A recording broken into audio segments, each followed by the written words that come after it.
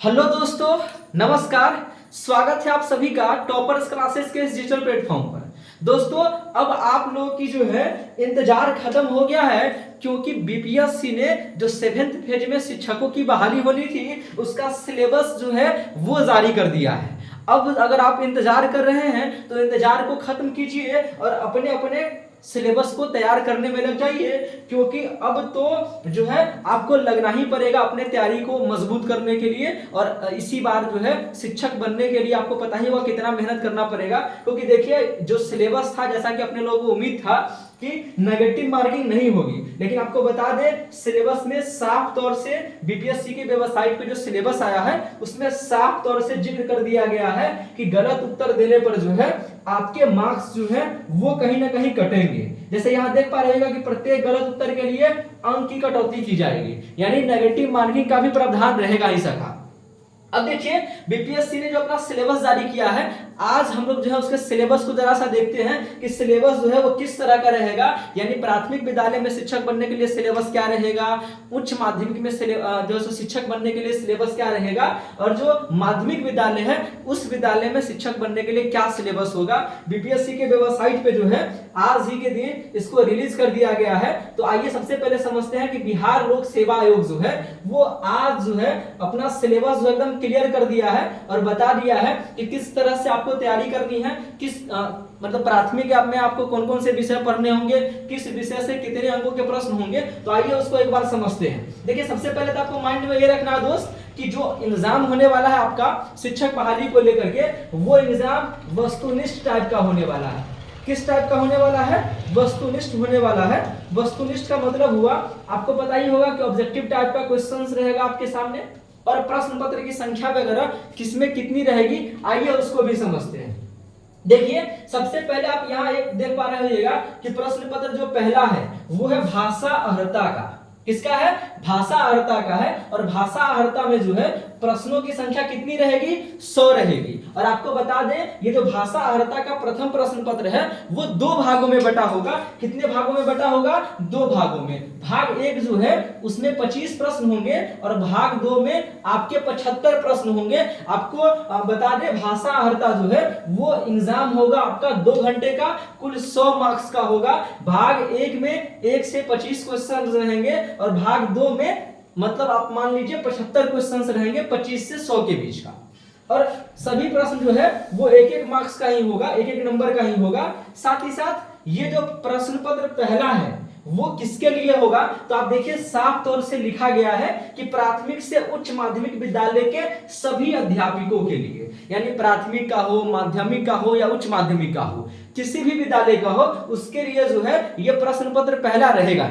आपको बता दें ये जो पहला प्रश्न पत्र है ये 100 अंकों का होगा, जिसमें भाग 1 जो है उसमें 1 से 25 प्रश्न रहेंगे। तो यह पत्र कितने भाग में होंगे? 2 भाग में होंगे। आइए एकदम विस्तार पूर्वक देख लेते हैं भाग 1 एवं भाग 2। और भाग 1 में जो है अंग्रेजी भाषा के जो है वो रहेगा, और अंग्रेजी भाषा जो रहेगा आपको बता दें वो सभी के लिए रहेगा। ऐसा नहीं है कि आपके पास चॉइस करने का ऑप्शन रहेगा। यानी भाग 1 जो है वो अंग्रेजी भाषा से संबंधित है और अंग्रेजी भाषा जो है वो सभी के लिए क्या रहेगा? अनिवार्य रहेगा। साथ ही साथ भाग 2 जो है वो भाग 2 हिंदी से संबंधित रहेगा।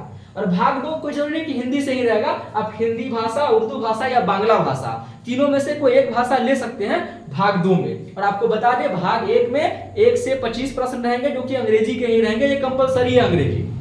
और जो भाग 2 है वो आपके चूज के मतलब चॉइस पे रहेगा कि आप हिंदी लेना चाहते हैं, उर्दू लेना चाहते हैं या बांग्ला लेना चाहते हैं। और आपको बता दें प्रथम प्रश्न पत्र जो है उसमें पास होने के लिए यानी इस पत्र का अर्हतांक जो है वो कम से कम 30% आपको लाना कंपलसरी रहेगा, लाना ही पड़ेगा। 30% से जिसका भी कम आएगा वो प्रतियोगिता से सीधा बाहर हो जाएगा। अब देखिए बात करते हैं दूसरे प्रश्न पत्र का। ये जो दूसरा प्रश्न पत्र है ये दूसरा प्रश्न पत्र सामान्य अध्ययन का रहेगा। किसका रहेगा? सामान्य अध्ययन का। पहला था भाषा अर्हता का, दूसरा है सामान्य अध्ययन का जो कि 150 अंक का होगा। टाइम आपको मिलेगा 2 घंटे का। भाषा अर्हता वाला में भी 2 घंटा मिल रहा था और यहाँ सामान्य अध्ययन का जो पेपर होगा उसके लिए भी 2 घंटा आपको मिलेंगे। और इसमें जो कुल प्रश्न होंगे वो 150 अंकों का एग्जाम होगा और प्रश्नों की संख्या भी 150 ही रहेगा। अब बात करते हैं कि ये सामान्य अध्ययन का जो पेपर है वो किसके लिए है, तो देखिए ये जो है प्राथमिक विद्यालयों के अध्यापक के लिए ये पेपर रहेगा। जो भी प्राथमिक विद्यालय के अध्यापक होंगे 1 to 5 के लिए, उनके लिए सामान्य अध्ययन का पेपर होगा कुल 150 अंक का। अब बात करते हैं कि इसमें रहेगा क्या क्या, कौन कौन से विषय आपको पढ़ने होंगे। तो देखिए इसमें जो है प्राथमिक गणित यानी प्राथमिक विद्यालय का जो गणित होता है वो प्राथमिक गणित रहेगा। मानसिक क्षमता परीक्षण यानी इसको आप रीजनिंग समझ लीजिए, यानी आपको रीजनिंग भी पढ़ना होगा। साथ ही साथ सामान्य जागरूकता, सामान्य विज्ञान यानी विज्ञान से भी आपके सामने जो है प्रश्न देखने को मिलेगा। इसके अलावा सामाजिक विज्ञान यानी विज्ञान से रहेगा प्रश्न, सामाजिक विज्ञान से रहेगा प्रश्न, भारतीय राष्ट्रीय आंदोलन से प्रश्न रहेंगे, जो नेशनल मूवमेंट्स है वहां से क्वेश्चंस रहेंगे। इसके अलावा भूगोल और पर्यावरण भी शामिल है। अब देखिए भूगोल में क्या क्या पढ़ना है कुछ क्लियर नहीं है। अब भूगोल में तो समझ रहे हैं कितना कुछ है, साथ साथ पर्यावरण को भी इसमें शामिल कर दिया गया है। तो इन तमाम विषयों से आपके कुल 150 अंकों का एग्जाम होना है। सामान्य अध्ययन पत्र के प्रश्न प्राथमिक विद्यालय के पाठ्यक्रम से संबंधित होंगे, लेकिन इसका स्तर उम्मीदवार हेतु निर्धारित न्यूनतम अर्हता के आलोक में होगा। यानी सिलेबस जो है वो आपके प्राथमिक विद्यालय का ही रहेगा, लेकिन प्रश्न उस लेवल का नहीं रहेगा, प्रश्न थोड़ा सा स्टैंडर्ड लेवल का रहेगा। यानी मान के चलिए कि प्रश्न आपके एग्जाम में आसान नहीं आने वाले हैं। तो इस तरह से देखिए पहला जो पेपर था वो भाषा था, दूसरा सामान्य अध्ययन का। तो प्राथमिक विद्यालय का अगर कोई शिक्षक बनना चाहता हो तो उसके लिए उनको तो भाषा अर्हता देना ही होगा, सबको देना होगा, जिसमें 25 अंकों का अंग्रेजी कंपलसरी है। इसके अलावा जो है आपके पास ऑप्शन रहेगा, या तो आप हिंदी लीजिए, बांग्ला लीजिए या उर्दू लीजिए, जो कि 75 अंकों का होगा। दूसरा सामान्य अध्ययन में देखिए क्या क्या पढ़ना है आपको। इसके अलावा अगर बात करें कि और कौन कौन से विषय हैं, कौन कौन से प्रश्न पत्र है, तो देखिए तीसरा जो प्रश्न पत्र है, जैसे यहाँ आप देख पा रहे होइएगा, तीसरा जो प्रश्न पत्र है वो एक बार जरा सा देखते हैं कि तीसरा प्रश्न पत्र क्या है। तो देखिए तीसरा जो प्रश्न पत्र है वो तीसरा प्रश्न पत्र को देखिए, तीसरा प्रश्न पत्र जो है वो है विषय एवं सामान्य अध्ययन का, विषय का भी और सामान्य अध्ययन का। विषय एवं सामान्य अध्ययन का तीसरा प्रश्न पत्र होगा, कुल 150 अंक का होगा। और ये सामान्य अध्ययन का जो पेपर है वो भी 2 भागों में बटा होगा। देखिए भाग 1 जो है उसमें 1 से 100 प्रश्न रहेंगे और भाग 2 में 50 प्रश्न रहेंगे। अब बात करते हैं वक्त आपको कितना मिलेगा, टाइमिंग 2 घंटे का ही मिलेगा। ये जो है मतलब तीसरा जो प्रश्न पत्र होगा वो आपको बता दें ये माध्यमिक विद्यालयों के अध्यापक के लिए रहेगा, यानी जो प्राइमरी का टीचर बनना है जिनको 1 to 5 के लिए, उनको जो है ये तीसरा जो पेपर है वो आपको नहीं देना होगा। इसके अलावा यह पत्र 2 भाग में होगा, भाग 1 एवं भाग 2। जैसा कि यहाँ क्लियर बता दिया गया है, भाग 1 में जो है आपको एक विषय पत्र है, उम्मीदवार द्वारा इन पत्रों में से किसी एक पत्र का चुनाव किया जाना है, जैसे हिंदी, बांग्ला, उर्दू, मैथिली, संस्कृत, भोजपुरी, अरबी, फारसी, अंग्रेजी, विज्ञान, गणित, सामाजिक विज्ञान। इन तमाम विषयों में से कोई एक विषय आपको लेना होगा, जहां से कुल 100 प्रश्न आपसे पूछे जाएंगे। विषय पत्र जो है वो माध्यमिक विद्यालयों के विषयों के पाठ्यक्रम से संबंधित होंगे, लेकिन इसका स्तर उम्मीदवार हेतु निर्धारित न्यूनतम अर्हता के आलोक में होगा। भाग 2 जो है वो सामान्य अध्ययन का होगा और जिसके प्रश्न में माध्यमिक विद्यालय के पाठ्यक्रम से संबंधित होंगे, लेकिन इसका स्तर उम्मीदवार हेतु न्यूनतम अर्हता के आलोक में होगा। इसमें प्राथमिक गणित रहेगा, सामान्य जागरूकता रहेगा, सामान्य विज्ञान के भी प्रश्न रहेंगे, भारतीय राष्ट्रीय आंदोलन और भूगोल को भी क्या किया जाएगा, शामिल किया जाएगा। तो इस तरह से जो है सो हम लोग अगर देख रहे थे तो जरा सा ठीक से अगर देखा जाए तो 3 प्रश्न पत्रों को हम लोगों ने यहां से देखा, पहला, दूसरा और तीसरा।